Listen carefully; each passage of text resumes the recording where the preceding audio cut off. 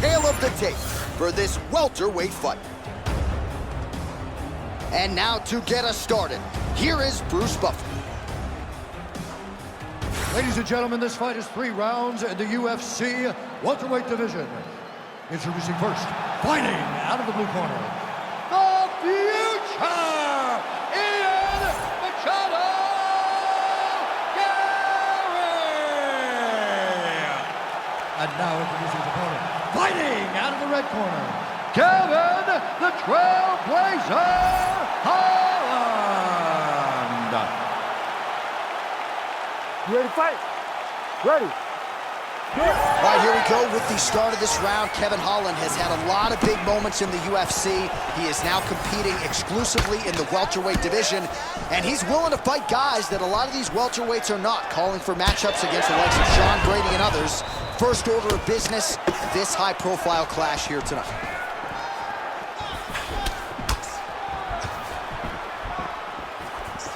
Liver kick.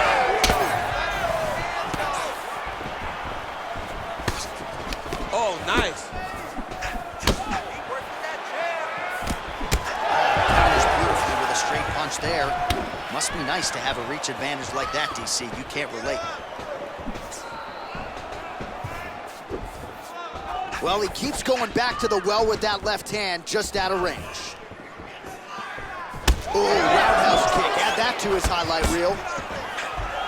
All right, so 1 minute into the fight, we've got a full-on brawl here, DC. It's great for the fans, not necessarily for the gas tank if this thing goes much longer. Not great for the gas tank and not good for the old noggin. You can't take so many upside the head. Somebody's going to sleep.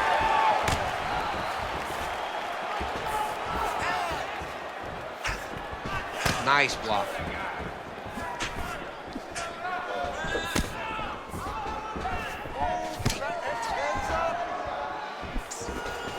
Just misses with the left hook.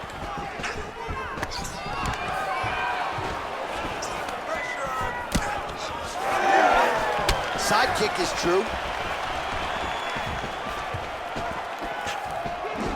Holland's attempt there is blocked by the opponent.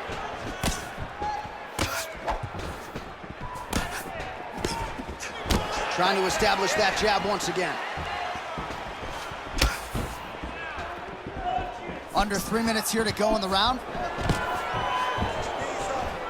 He gets to his spot, the tie clinch. Then he starts to let the knees fly. If he lands it like that, with no weight on that leg, it won't take many. Catches the leg here, now goes for the takedown, it's there. All right, half guard position here, DC. You have an extra hop in your step when you talk about fighters working out of this half guard. Oh, man, I like half guard as a top fighter. I understand half guard as a bottom fighter. Don't want to be there. It's very dangerous. But if you are there, you have to be winning the position of the underhook. It opens up so many opportunities for you to either escape or sweep. Oh, postures up and delivers a big ground and pound strike to the head. Nicely done there by Garry. Oh, and there's another ground strike for good measure. Holland's looking to pass out of the half guard here, maybe looking for side control. He's denied. Oh, he's got the ground and pound going now. Well, he's no stranger to being in this position. Strong work from the top here by Holland.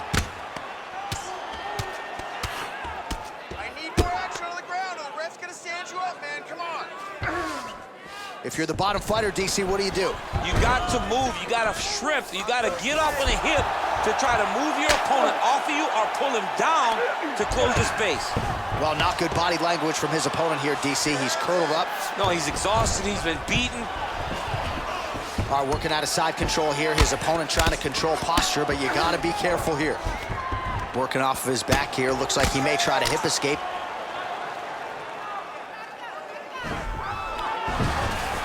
Holland's able to make a nice transition there back into side control. He needs to try to get to a half guard at least. At minimum, try to go to half guard. Well, that was a high-level extended battle on the ground. Now, though, the athletes back to their feet, and no surprise, the crowd responds in kind. The crowd just loves whenever they get two high-level strikers going at it. It was very hard to get back up after getting taken out, but he's got there now. Let's see if he can take advantage of it. Man, his side kick is just killer. You saw it right there. He has a really good side kick. He's so fast at doing that technique, and there is no tell when he attempts that certain strike. Back and forth we go.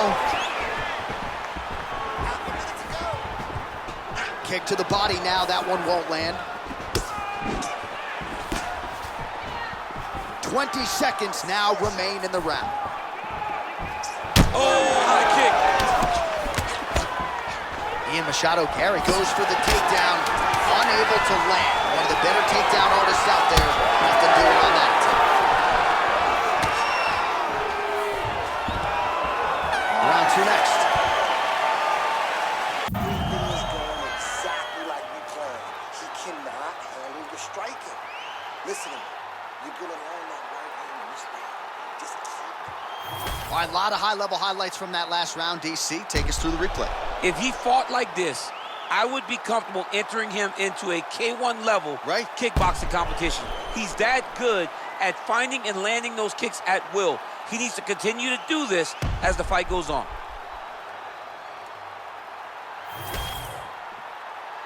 You ready to fight? Ready. All right, round 2. All right, DC's back from the can as we get this next round underway, and his striking in that previous round was so good. I got tired just watching that output. I mean, he did a great job of landing strikes, but not only just punches, not only just strikes, they were significant strikes. A lot of punches outside of the jab. I've gotten in trouble a lot of times about what's significant and what's not. Right. But I'm telling you, he landed a lot of punches that were very easy to make that determination. Leave the stat guys alone. Leave him alone, man. Over and over, I get in trouble. Slips the punch nicely there. Big shot to the head. All right, so now we start to see some bruising appearing on the torso, and all of that courtesy of the body work of his opponent. Just the wherewithal to go to the body and the discipline to stay with that approach. I mean, it's just tremendous. You see a fighter with a high fight IQ following a game plan, and it's working. Lands the ground and pound strike. Oh, his ground and pound is on full display here tonight. Well, we told you off the top of the broadcast he could do it all, but he's leaning on the striking tonight and continues to hit his opponent really with most of what he's throwing. Well, he can't miss. I mean, it's like the guy's throwing a baseball at the side of a barn.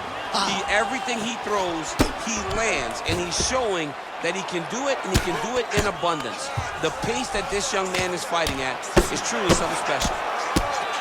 Man, how fun is this to watch as he continues to dole out damage with the ground and pound?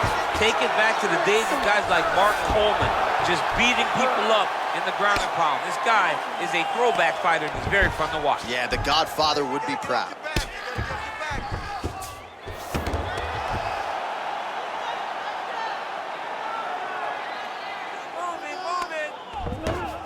All right, dominant position for him here, full mount. If you're the bottom fighter, better start moving those hips, DC. Oh, you got to start moving those hips.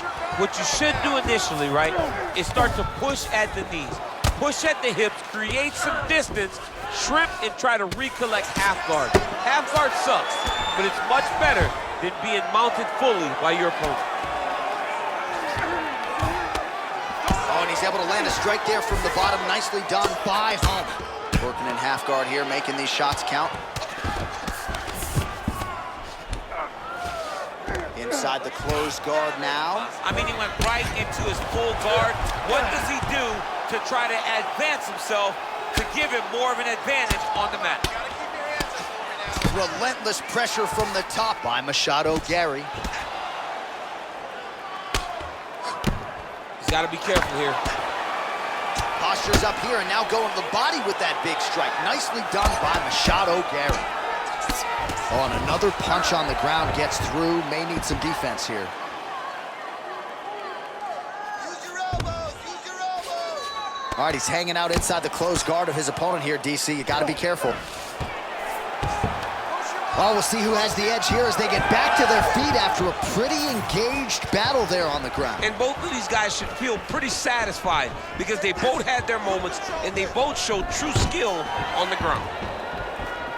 Oh, and he lands a knuckle takedown here, just doing a nice job not telegraphing his shot. Clean entries. The Olympian's got to like what he sees. I mean, over and over, he gets to the legs before his opponent reacts. By beating him on the entry, now it's up to the opponent to keep up. But this guy's playing chess. His opponent's playing checkers. He's playing chess. He can't keep up. Once he gets to his legs, he's got to beat him defensively before he gets his hands locked around his legs or his body. All right, trying to pass here. As Glover Teixeira might say, not today. Not today.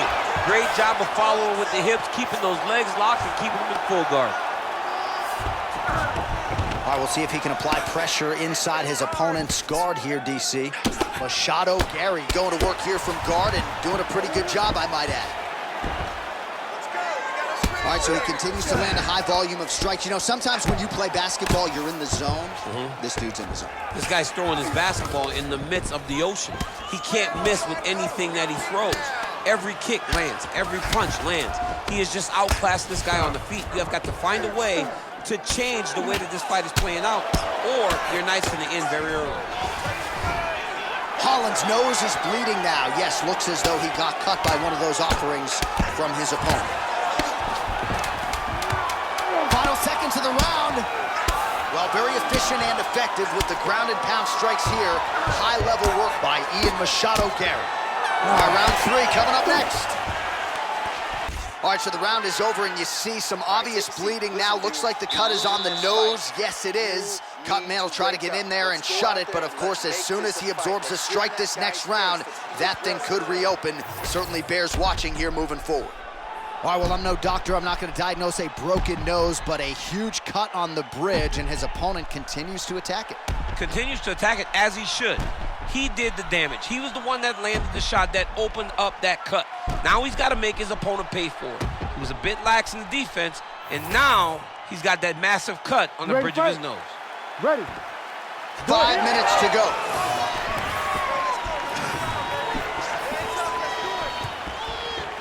So he's really starting to put together some significant body shots here. These are going to take their toll as this fight goes on.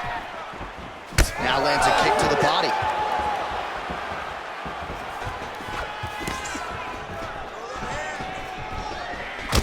Beautiful strike there as he continues to attack that cut. Cutman's going to have some work to do if we get to the stool between rounds. But that's why we got the best in the business. We got the best cutmen in the business, and they are going to need him right now because this cut is getting worse, and it's only going to continue to get worse because he has got a killer in front of him.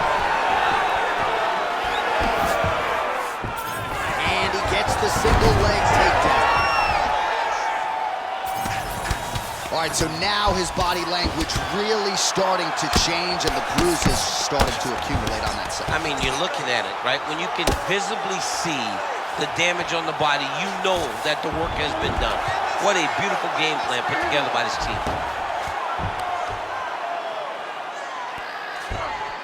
This is a terrible position.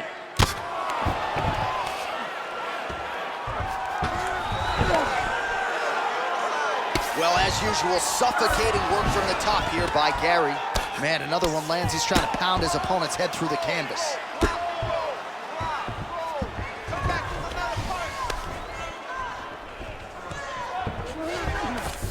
Most fighters will tell you offensive wrestling is the hardest, most exhausting thing. Especially if you're just running the guy over, Jonathan, he just gets up. Come on, Kimura now. Oh, that Kimura looks tight. Arm still not out of harm's way yet. Look at all the pressure on the arm. You gotta be kidding me. How did he get out? He just stayed calm. He was able to withstand the fire, and now he finds himself out and safe. Nice positional control here.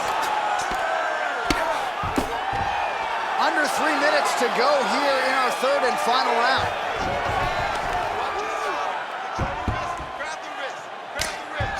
Good work from the top here by Machado Garry. The ground strikes starting to pile up. Man, he's killing it on the ground. Another strike gets through. Well, he's on his back, but he's moving his head on the ground pretty well defensively.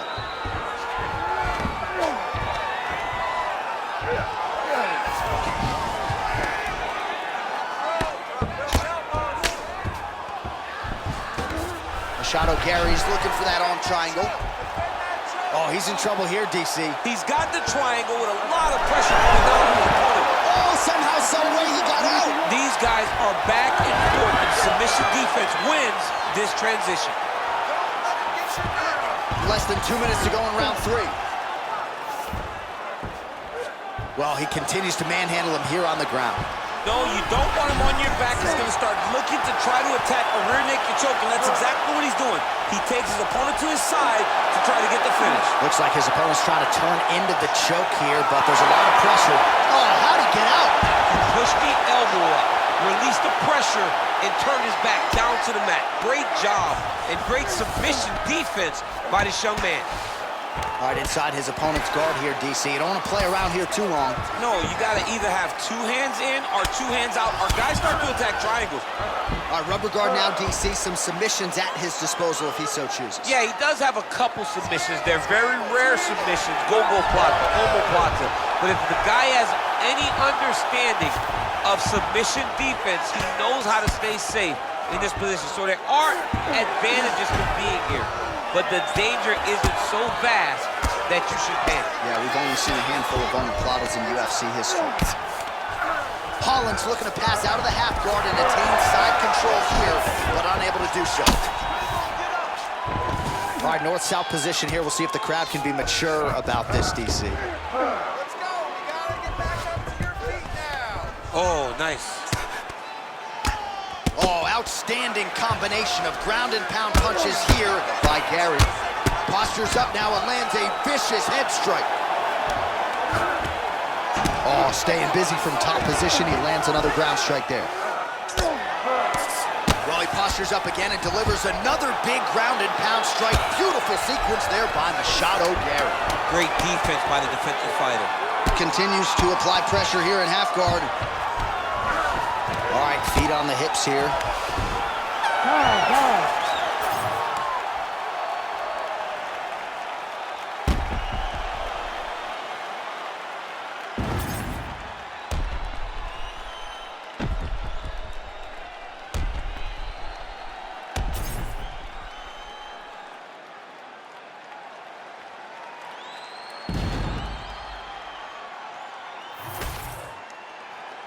We'll see how the judges saw it. Here is Bruce Buffer. Ladies and gentlemen, after 3 rounds, we go to the judges' scorecards for decision. The judges score this contest 30-27, 30-26, and 30-27. Declaring the winner by unanimous decision, the future, Machado Garry! All right, so no surprise there as he gets it done on all 3 judges' scorecards. He kind of was confident if this was just a kickbox.